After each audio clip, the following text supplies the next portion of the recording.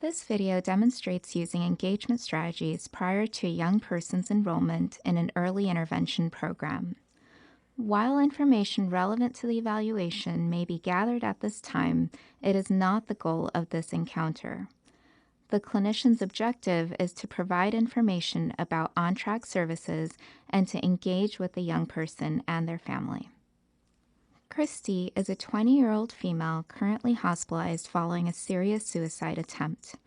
This is her first psychiatric hospitalization. She was enrolled in college courses, but was doing poorly and is now at risk of not graduating. It is unclear how long Christy has been experiencing psychotic symptoms.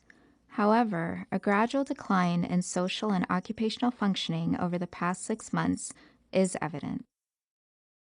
Ryan, the outreach and recruitment coordinator, first received the referral from Christy's inpatient providers. To engage with Christy and her mom, Mrs. Lee, Ryan suggested meeting prior to the evaluation. This meeting takes place in an inpatient unit at a local psychiatric hospital. Mrs. Lee, Christy, this is Ryan from the program I was telling you about a few days ago. Thanks, Dr. Perez.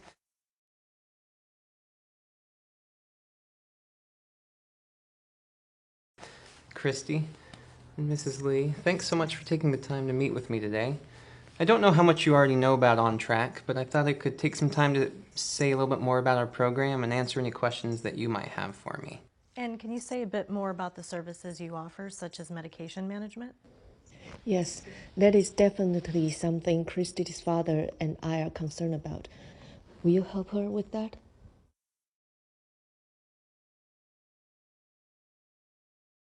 Yeah, well, we do definitely have a psychiatrist on our team, and as we talk a little bit more about our program, I can say how our psychiatrist might work with Christy. Christy, is there anything that you wanted to know about our program specifically? I don't know how much you already know. Okay, so I'll begin, but if I'm saying anything you've already heard or if you have any questions, feel free to interrupt. So I think it's important to note that when someone enrolls in our program, we start by getting to know them and their goals very well. The team and the individuals will decide together which of the services to start with. So in addition to our psychiatrist, Dr. Brooks, we have a variety of other services. We have someone on the team named Dan who helps people with work and school. I don't know a lot about you specifically, Christy, but I've heard you're a very good student. So it sounds like school is important to you, and our team can definitely try to help with any of your academic goals. You would also have a therapist named Tammy who you would meet with regularly. You two could talk about things that are bothering you or how to move forward. For example, some people have a hard time keeping up with friendships or even being around family members. One thing that you and your therapist could work on is figuring out ways to build your relationships with your friends and family. So this may or may not be of a concern for you, but we have the service if it's needed. We also have a nurse on our team who could help you with any of your health concerns. Do any of you have any questions about anything I just talked about? No, it was helpful to hear. How often will Christy have to come to the program? Will she be there every day?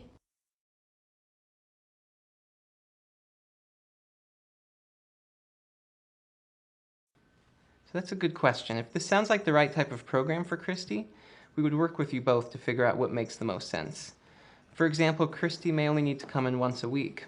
Or if she's working on something specific, like work or school, she might come in a few times a week for a while. We also like to include family members whenever possible. I have a question.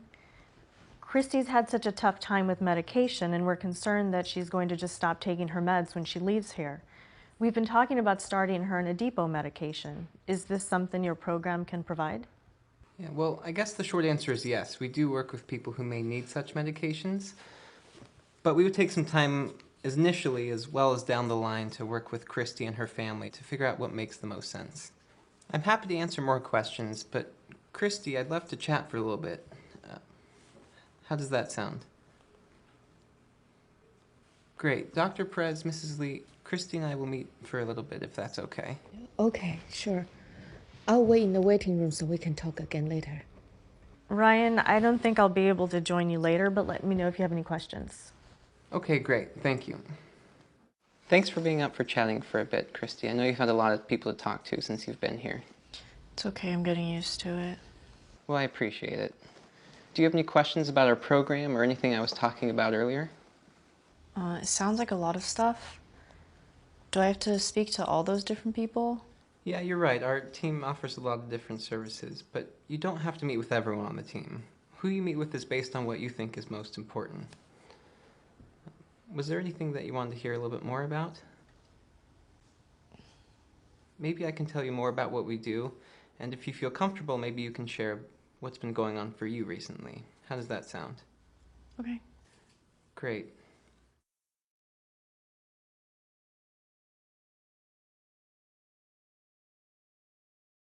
So I know I mentioned Tammy earlier. She's one of our therapists. The way Tammy works with people is really interesting. We were once seeing a young woman who had a really difficult time being around other people. Friends, family members, as well as people she didn't know. This young woman wanted to change this so that she could go to college and make new friends. Tammy worked with this young woman to become more comfortable talking to other people, first in our office, then out in public, and then in a coffee shop. The practice really worked, and this young woman started to be able to connect to people her own age.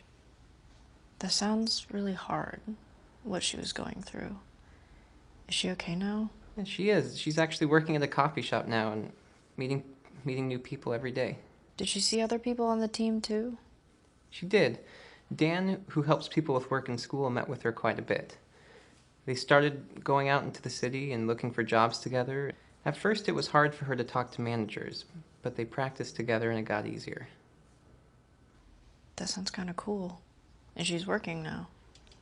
Right. I don't know too much about what you've experienced, Christy, but it sounds like you kind of know what it felt like for her. Yeah, I don't know when it started, but sometimes it just felt weird to be around other people, even classmates and friends.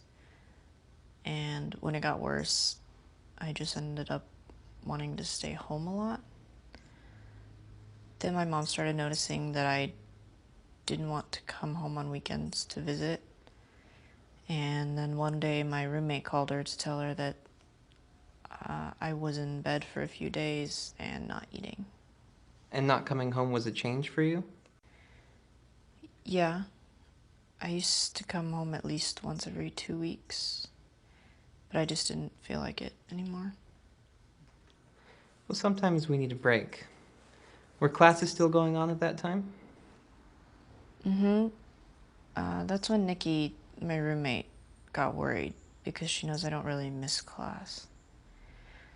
I can't explain it. I just didn't feel like doing the same things anymore and felt uncomfortable around other people. Mm-hmm.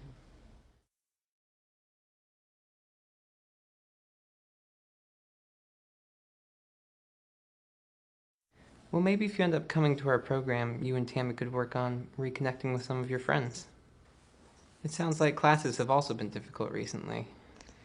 Yeah, I started not being able to really concentrate, and so tests and stuff became harder. Did you feel comfortable talking to your professors? I talked to my bio professor once, but she wasn't really helpful. And then it just felt like people in class were talking about me. Is that when you stopped going to class? I kind of started leaving early every now and then, when it felt like people were really talking about me, but I was still trying to go every day. Then one day I walked into class, and I was the first one there, and all the chairs and desks were in different places.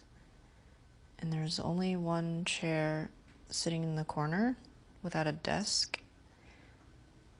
And I thought that the professor had put it there because she and the other students didn't want to sit near me. So I left and I stopped going to that class. It sounds uncomfortable, and maybe even a little bit scary.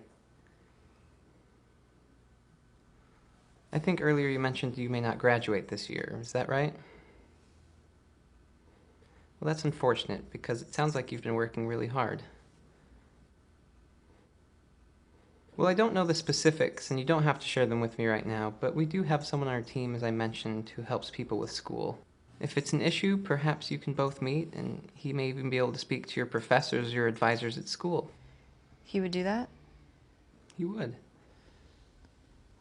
So, Christy, are there other things you wanted to ask me about? I don't really understand everything that's happened. Do I have to come to your program forever? Yeah, it's a lot to take in, I know. Our program is designed so that you don't have to come to our program forever.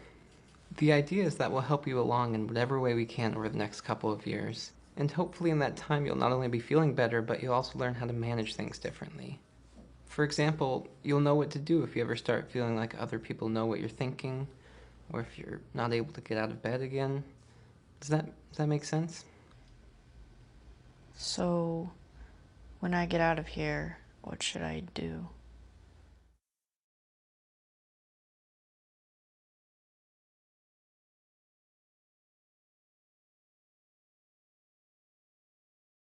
Well, if you're interested, we can find a time to meet again, either while you're still here or after you're discharged. So we'll talk more just to make sure that this is the right type of program for you. And if it is, and if it's something that you'd like to be a part of, we'll make a plan for you to start working with our team as soon as possible. So would you be interested in meeting with me again? Yeah, that'd be good. Great. Well, I'll let Dr. Perez and your team here know. And shall we call your mother back in to see if she has any other questions? Thanks so much for waiting, Mrs. Lee. Christy and I talked a little bit more about what's been going on for her recently, and she's interested in meeting again. Okay, thank you. So she'll see you after she leaves the hospital? Well, we might even be able to meet while she's still here, but I'll talk to Dr. Perez about that and keep you both posted. Christy and I will use that time to talk a little bit more about what's been going on for her, and we'll figure out if our program would be a good fit for her. Should I come with her to the next appointment? There's just so much happening. I don't know what is really going on. Yeah, I know there's a lot going on right now. Let's plan to talk after Christy and I meet next time, and if that's okay with Christy, of course. Yeah, that's fine. Great, so I'll set that up for next week, and I'll meet you in the lobby on the first floor. Anything else before I head out? No, I don't think so. Thank you for coming to see us. Sure, it was my pleasure. And Christy, thanks for sharing a little bit about yourself. Here's my direct contact information if either of you have any more questions. I'm usually here in the office on Mondays, Wednesdays, and Fridays. So if you're having a hard time getting a hold of me, you can call my team leader. Her name's Lynn, and I've written her number on the back here. Thank you. And here are some brochures. They have some more information about our program. And feel free to contact me if you have any more questions before we meet next.